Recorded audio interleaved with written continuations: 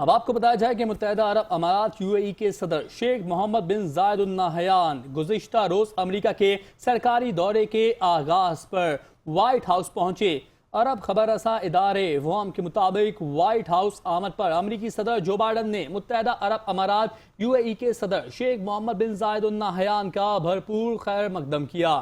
Update کریں آپ کو کہ متحدہ عرب امارات کے صدر نے دونوں ممالک کے درمیان تعلقات پر تبادلہ خیال کے لیے امریکی صدر بائیڈن سے ملاقات کی۔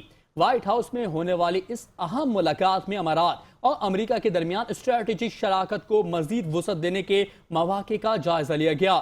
ملاقات میں دونوں ملکوں کے درمیان تاریخی دوستی کو مضبوط بنانے، معیشت، تجارت، سرمایہ کاری، ٹیکنالوجی، مصنوعی ذہانت، توانائی، موسمیاتی تبدیلی اور اسپیس کے شعبے شامل ہیں۔ وائٹ ہاؤس کے ایک عہدیدار کا کہنا تھا کہ متحدہ عرب امارات کے صدر اور امریکی نائب صدر کیملا ہیرس کے درمیان بھی ملاقات ہوگی، جس میں غزہ کی صورتحال پر تبادلہ خیال کیا جائے گا۔